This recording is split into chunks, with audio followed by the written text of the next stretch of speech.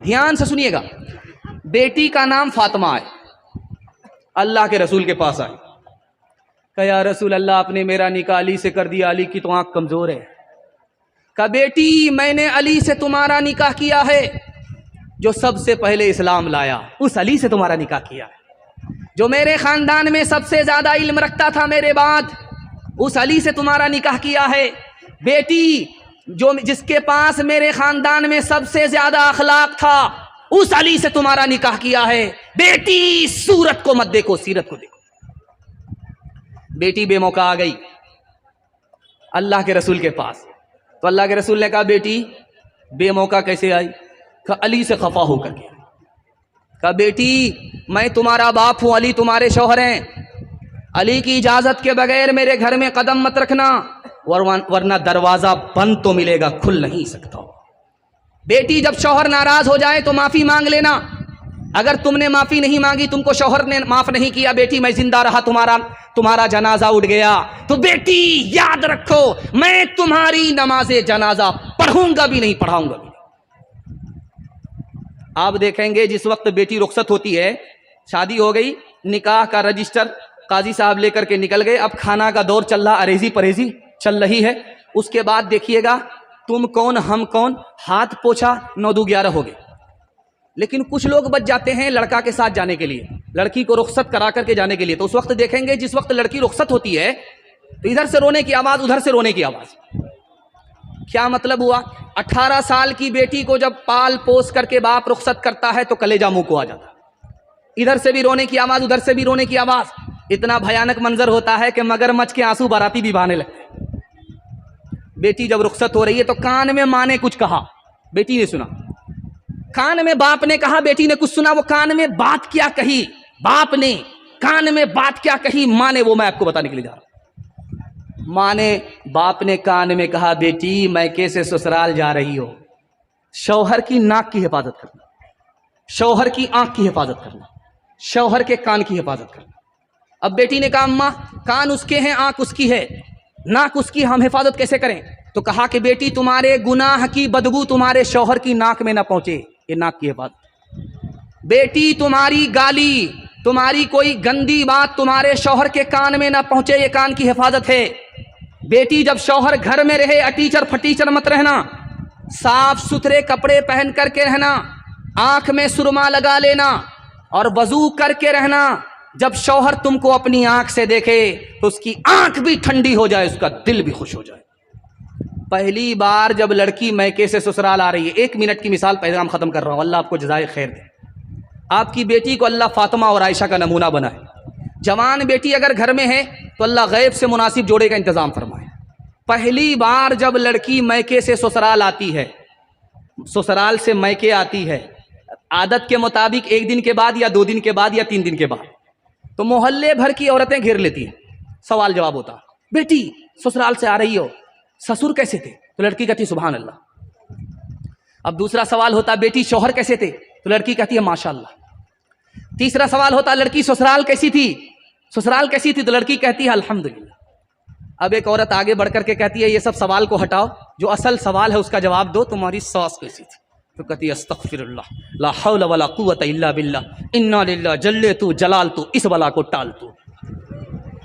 अब माँ तो माँ होती है, समझ में आ गया, मेरी बेटी को सब पसंद है, सास पसंद नहीं है। माँ तो माँ होती है, अदब भी देती है, हौसला भी देती। तो माँ ने कहा कि बेटी तुम्हारे जवाब से मुझको अफसोस हुआ, तुमको सब पसंद है, सास पसंद नहीं, लेकिन मेरे सवाल का जवाब दो। पहली बार जब मैके से ससुराल गई थी, कौन लेकर के गई? अब मेरी सास आई थी, 100 लड़की में मुझको पसंद किया था, बहू बनाया, फिर मैके से ससुराल ले गई। कहा बेटी याद रखना, ये सास का ही एहसान है कि इतनी अच्छी ससुराल मिल गई। गोरखपुर हॉस्पिटल में 4 जवान जुआ खेलते हुए पकड़े गए। 4 जवान जुआ खेल रहे थे, गोरखपुर हॉस्पिटल में पकड़े गए। पुलिस वाले ने पूछा कि भाई ये जुआ का पैसा कहां से लाया था?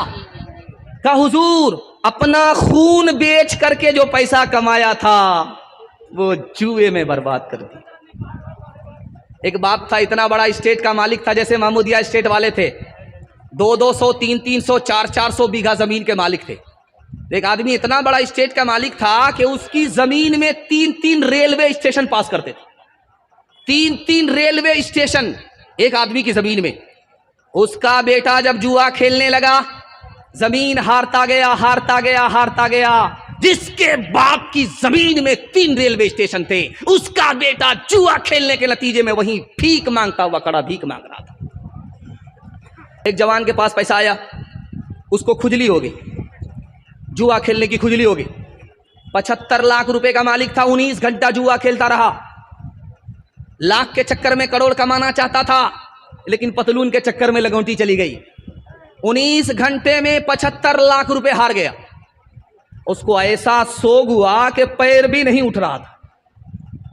उसने सोचा कि इस मुंह से घर वाले को क्या दिखाएंगे, तो मुंह काला हो गया, सिया मुंह को घर वाले को क्या दिखाएं। उसने रिवाल्वर निकाला, सर पर गोली ठोक ली। धोबी का गधा, न घर का रहा न घाट का रहा। हमारा जवान सिर्फ जुआ से बच जाए, मैं गारंटी लेता हूं 1 साल में अल्लाह 10 साल के बराबर तरक्की देगा। दूसरा नमूना आपकी खिदमत में आ रहा है, इसको बहुत ध्यान से सुनिएगा। आप किसान आदमी हैं, अभी आपने धान काटा है, अब इसके बाद हम मकई लगाने वाले हैं। मकई कैसे लगाते हैं आप? तो पीठ पर आपके मशीन होती है, कीड़ा मारने के लिए आप उसमें पानी डालते, उसके बाद दवाई घोलते हैं, घोल करके आप स्प्रे करते हैं ताकि कीड़ा मर जाए और सारी फसल हमको हासिल हो जाए। ये काम आप रोज करते हैं। कल देख लीजिए, मेरी दाढ़ी कच्ची है, तजर्बे की उम्र नहीं, ये किताब में लिखा हुआ नकल कर रहा हूं, आंख से पट्टी हटा रहा हूं। कल ही उस मशीन में आप 99 बूंद पानी की डालिए, सिर्फ 1 बूंद शराब की डालिए, और फूल पर 10 दिन स्प्रे कीजिए, आप फूल मुरझा जाएगा। आप अकलमंद आदमी हैं, गिलास की गिलास शराब जब अंदर जाएगी तो अंदर के फूल का क्या हाल होगा। गोश्त की 1 बोटी आप पानी की बोतल में डालिए, 3 दिन के लिए छोड़ दीजिए। गोश्त की 1 बोटी आप शराब की बोतल में डालिए, 3 दिन के लिए छोड़ दीजिए। तजर्बे की बात है, कल देख लीजिए करके। पानी की बोतल में जो आपने गोश्त की बोटी डाली, उसका रंग नहीं बदलेगा, 3 दिन के बाद भी रंग नहीं बदलेगा। लेकिन शराब की बोतल में जो आपने 1 बोटी डाल दी है, उसका रंग ऐसे बदल जाएगा जैसे कि चर्बी की तरह बोटी पीली पड़ी। एक खास बात और याद रखिए, मेरा काम डॉक्टर की तरह से परहेज बताना है, दवा बताना है, और सेहत और तंदुरुस्ती देने वाली जात ऊपर वाली है। खैर, लाइट चली गई है, आवाज आपके कान तक पहुंच रही है, अल्लाह जज़ाए खैर दे। लाइट भी आ जाएगी, हमारी तरफ ध्यान रखिए। आपके घर में कच्चा अंडा है, आपके घर में कच्चा अंडा है, गिलास में आप शराब डालिए, अंडे को तोड़ करके, कच्चा अंडा तोड़ करके आप शराब में डालिए, शराब के गिलास में डालिए, वो ऐसे टाइट हो जाएगा जैसे चूल्हे पर उबला हुआ अंडा। गौर कीजिए, जब गिलास की गिलास शराब अंदर आएगी तो अतड़ी को किस तरह टाइट कर देगी। वक्त से पहले जवान बूढ़ा हो जाता है, हर मैदान हार जाता है, और जवानी में उस जवान की मौत आती। एक आदमी चपरासी था, उसको मालिक ने कहा तू दारू पीने की वजह से चपरासी है, अगर तू दारू छोड़ देता तो डायरेक्टर बन जाता। वो बोला हुजूर मुझको क्या फर्क पड़ता है, जब मैं दारू नहीं पीता हूं अपने को चपरासी समझता हूं, लेकिन जब दारू पी लेता हूं अपने को प्रधानमंत्री समझता हूं, उससे नीचे नहीं समझता हूं। नफ्स के ताबे होवे, नफ्स के ताबे होवे, ईमान रुखसत हो गया, वो ज़माने में घुसे, मेहमान रुखसत हो गया। मैं उन्होंने पी अब उनके पास क्यों कर दिल लगे, मैं उन्होंने पी अब उनके पास क्यों कर दिल लगे, मैं उन्होंने पी अब उनके पास क्यों कर दिल लगे। जानवर एक रह गया, इंसान रुखसत हो गया, जानवर एक रह गया, इंसान रुखसत हो गया। गिलासों में जो डूबे फिर न उभरे जिंदगानी में, हजारों बह गए इन बोतलों के बंद पानी में। न कर बर्बाद अपनी जिंदगी बोतल के दीवाने, वो काटेगा बुढ़ापे में जो बोता है जवानी में। ये दारू दारू का पियाला मौत का कड़वा पियाला है। मिला है जहर शरबत में, मिला है जहर शरबत में, छुपी है आग पानी में। मिला है जहर शरबत में, छुपी है आग पानी में। जवानों के हवाले से पैगाम खत्म हो गया। छोटे छोटे बच्चे के हवाले से पैगाम आ रहा है, सुनने के लिए तैयार है? हाथ उठा दीजिए इंशाल्लाह। खिलाने में आगे रहेंगे, पढ़ाने में पीछे रहेंगे, हाथ उठाइए इंशाल्लाह। ये देखिए जल्दी से निकल जाएगा। मुसलमान 3 चीजों में पीछे। सबसे पहली चीज पीछे में तिजारत में मुसलमान पीछे। बगल में गुलाब बाग है, मारवाड़ी तिजारत करते हैं 85%। 100 में 85 मारवाड़ी सिर्फ तिजारत ही करते हैं। और मुसलमान तिजारत कितना करते हैं? 100 में सिर्फ 5 मुसलमान तिजारत करते हैं, 95 गोल। 100 में 5 मुसलमान तिजारत करता है, 95 गोल। इसलिए मारवाड़ी ने मुसलमान को पीछे कर दिया, चूंकि तिजारत में मुसलमान पीछे। दूसरी चीज मुसलमान किसमें पीछे? नौकरी करने में। 100 में सिर्फ 2 मुसलमान नौकरी करता है। IAS की नौकरी 2 मुसलमान, IPS की नौकरी 100 में 2 मुसलमान, रेलवे की नौकरी 100 में 2 मुसलमान। मुसलमान नौकरी में पीछे। तीसरी बात जो आपको सुनाने के लिए जा रहा हूं, पैर के नीचे से जमीन निकल जाएगी, कलेजा मुंह को आ जाएगा, खून के आंसू आपको रोना पड़ेगा।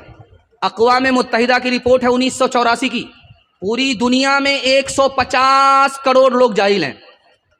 पूरी दुनिया में 150 करोड़ लोग जाहिल हैं। और सबसे बड़ा जाहिल मुल्क कौन है? अक़वाम मुत्तहिदा ने कहा हिंदुस्तान है। 40-50% लोग यहां जाहिल हैं। और हिंदू मुसलमान में सबसे ज्यादा जाहिल कौन है? बदकिस्मती की बात है, आपको खून का आंसू रोना पड़ेगा। मुसलमान सबसे ज्यादा जाहिल है हिंदुस्तान में। 62% मर्द जाहिल हैं, 72% औरत जाहिल। एक बादशाह का नाम सुना है आपने, उमर बिन अब्दुल अजीज। उस बादशाह को कितने बेटे थे? 11 बेटे थे। उस बादशाह का जब इंतकाल हुआ तो बेटों के लिए कितना माल छोड़ा? सिर्फ 17 रुपया। तो लोगों ने कहा हाथी के मुंह में जीरा, क्या होगा? 11 बेटे, 17 रुपया में क्या होने वाला है?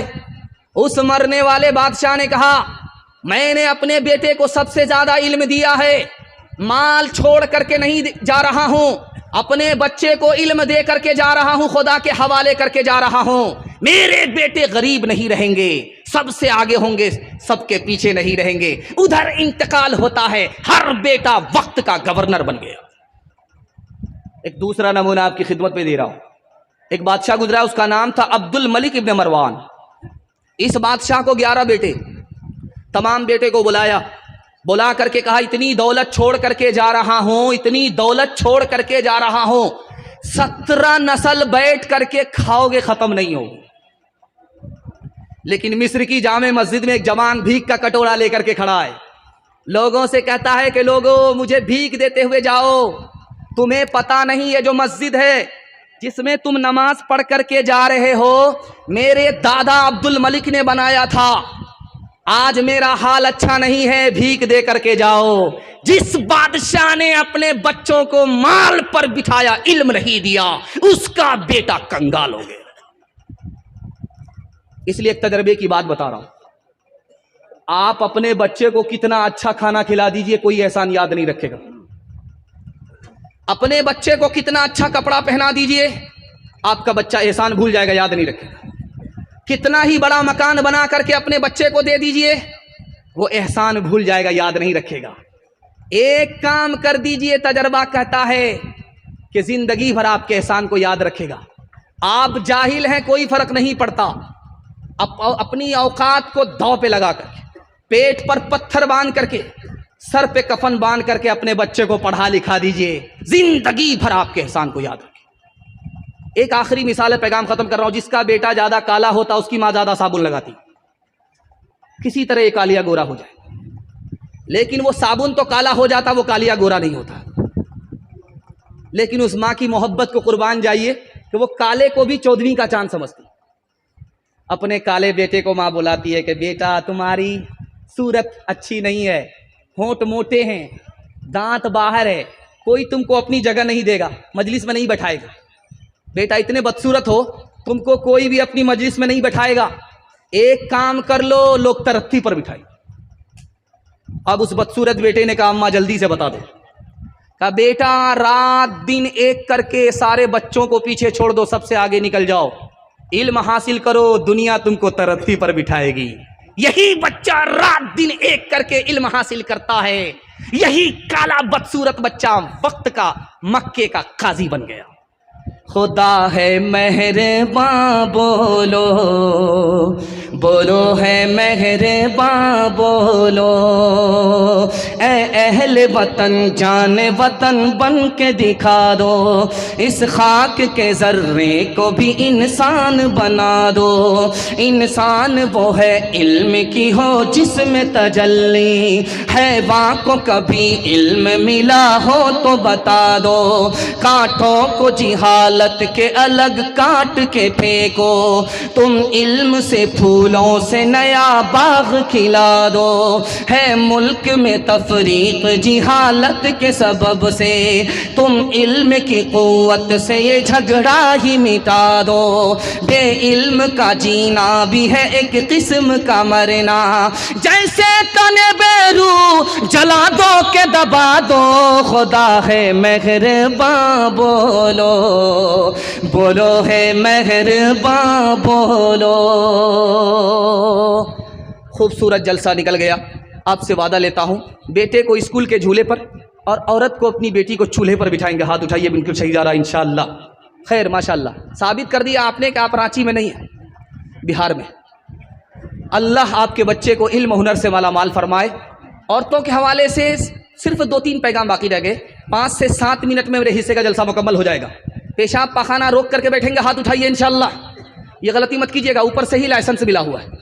पेशाब लगे 9-11 हो जाइएगा, वरना जलसा खराब हो जाएगा। बस औरतों के हवाले से आपको पैगाम सुनाने के लिए जा रहा हूं। हैदराबाद से 73 साल का बूढ़ा बिहार आता, उत्तर प्रदेश से 73 साल का बूढ़ा आता है, 18 साल की लड़की से उसका निकाह हो जाता।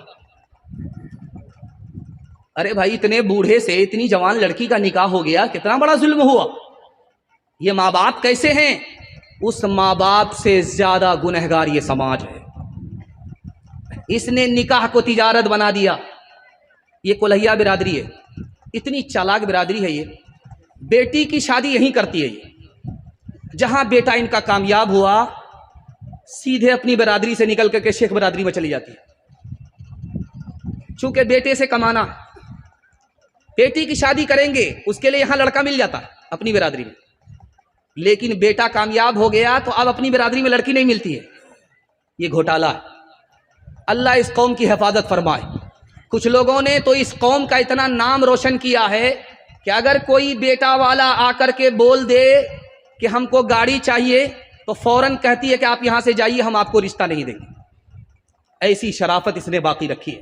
यही वजह है कि लेन देन का रिवाज इस बिरादरी में कम है, लेकिन कुछ भूमिहार लोग, होशियार लोग, चोर दरवाजे से इधर से उधर चले जाते। अल्लाह इस बिरादरी को सलामत रखे। इसने अपनी दीनदारी का, शराफत का भरपूर सबूत दिया है। अभी बेटा के नाम पर लाखों कमाया जा रहा है, लेकिन इस बिरादरी ने 99% ये सबूत दिया है कि नहीं भाई, निकाह सुन्नत है, सादगी से करना है, तिजारत नहीं बनाना। अब मैं आपको बताने के लिए जा रहा हूं, 73 साल का बूढ़ा 18 साल की लड़की से निकाह कर रहा है। समाज ने निकाह को इतना महंगा कर दिया कि लड़की, जवान लड़की, बूढ़े बाप के सर पर बोझ है। वो अपने सर का बोझ हल्का करने के लिए इसको नहीं देखता कि जवान बेटी का हाथ बूढ़े के हाथ में जा रहा है। जहां वो गुनहगार है, उससे बड़ा ये समाज गुनहगार है। एक बात याद रखिए, ये पूर्णिया है लाइन बाजार, इसमें अल्ट्रासाउंड मशीन होती है। उसकी रिपोर्ट के हिसाब से आपको बताने के लिए जा रहा हूं। ऐसी हैरत अंगेज रिपोर्ट है कि आप हैरत में पड़ जाएंगे। 10 लाख लड़की को मारा जा रहा है 1 साल में, और उसमें मुसलमान ज्यादा मारते हैं। हिंदू मुसलमान दोनों मिलकर के बेटी को मारते हैं। ये मारने वाले कोई आम लोग नहीं होते, माँ बाप होते। माँ के पेट में बेटी है, अल्ट्रासाउंड मशीन ने बता दिया कि बेटी है, मीठा मीठा हफ हफ कड़वा कड़वा थू थू, गिरा लिया। 10 लाख की तादाद में बेटियों को माँ बाप ने मासूम बेगुनाह को मार दिया। और एक बात याद रखिए, इमारत शरिया कि हमारे उस्ताद मोहतरम मुफ्ती वसी साहब दामत बरकातुम आए, इमारत शरिया की रिपोर्ट है 3 लाख मुसलमान लड़की भाग गई, ईमान अलग गया, आबरू अलग गई। खालिद सैफुल्लाह रहमानी दामत बरकातुम लिखते हैं 3 वजह से लड़की भागी। पहली वजह, बाप ने स्क्रीन टच मोबाइल दे दिया, सुने घर में बकरी सवासी, लड़की किससे बात कर रही है, कहां से आ रही, कहां जा रही है, बाप बेखबर, माँ बेखबर, लड़की भाग गई, आबरू अलग गई, ईमान अलग गया। और बाप को पढ़ाने का शौक हुआ बेटी को, तो स्कूल, लड़कियों के स्कूल में दाखिल करना था, जोश में लड़कों के स्कूल में दाखिल कर दिया लड़की को। इश्क और मोहब्बत के चक्कर में लड़की उधर भागी, ईमान अलग गया, आबरू अलग गई। तीसरी वजह, गरीब की बेटी ज्यादा भाग रही है, अमीर की बेटी कम भाग रही है। गरीब की बेटी के भागने की वजह लिखी कि मुसलमानों ने तिजारत बना दिया निकाह को, निकाह को महंगा कर दिया। गरीब की बेटी भाग गई, आबरू अलग गई, ईमान अलग गए, समाज भी गुनहगार है।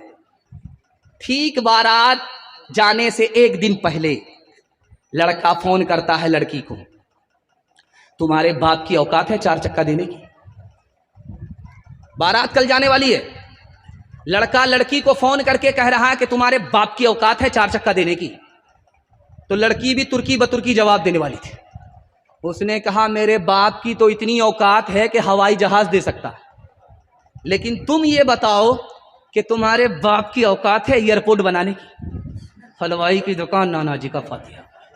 ओ दुनिया वालों छोड़ दो आदत जहेज की, अच्छी नहीं ये रीत रिवायत जहेज की। ओ दुनिया वालों छोड़ दो आदत जहेज की, अच्छी नहीं ये रीत रिवायत जहेज की। सबसे बड़ा जहेज है ऐ दोस्त तो दुल्हन, फिर इसके बाद कुछ नहीं कीमत जहेज की। हाथ उठा करके वादा कीजिए, शादी सादगी के साथ करेंगे, जहेज का मुतालबा नहीं करेंगे। हाथ उठाइए इंशाअल्लाह। और फ्री में मिले तो छोड़ेंगे नहीं, हाथ उठाइए इंशाअल्लाह। औरतों के हवाले से आखिरी पैगाम सुना रहा हूँ, अपने हिस्से के जलसे को मुकम्मल कर रहा हूँ। अल्लाह आपको जज़ाए खैर दे। आप इस तरह सुनने ऐसा लग रहा है कि अभी जलसा शुरू हो रहा। अल्लाह इस मोहब्बत को सलामत रखे। ये सास का ही एहसान है, इतने अच्छे शौहर मिल गए। ये सास का ही एहसान है, इतने अच्छे ससुर मिल गए। बेटी सास बला और मुसीबत नहीं होती, कभी माँ होती है, कभी माँ से बढ़ करके होती है। हाथ उठा करके वादा कीजिए, बेटी की तरफदारी में सीधा दामाद जेल जाएगा। हाथ उठाइए इंशाअल्लाह। ये देखिए, राबिया बसरी सपने दिल में पैदा कर कमाल, हजरते आयशा सिद्दीक़ा की बन जा तो मिसाल। फातिमा ज़हरा की सीरत का ज़रा करना ख्याल, जिंदगी में गम भी आए तो न होना तू निढाल। अपने शौहर की एतात तुझ पे लाजिम है सदा, हुक्म मौला है यही है, हुक्म मौला है यही है। और कौले मुस्तफा एक सुहागन बन के मैके से चली है आज तो। अपने शौहर को समझना अपने सर का ताज तो। नाना दादा वालिदो माँ की भी रखना लाज तो। उम्र भर ससुराल में कर ना खुशी से काज तो। अपने छोटों पे हो शफकत और बड़ों का एहतराम। तिफलो जंग हाँ तिफलो जंग हाँ तिफलो जंग पीरो जवां से हो तेरा शीरी कलाम। जा जा बेटी अज ससवार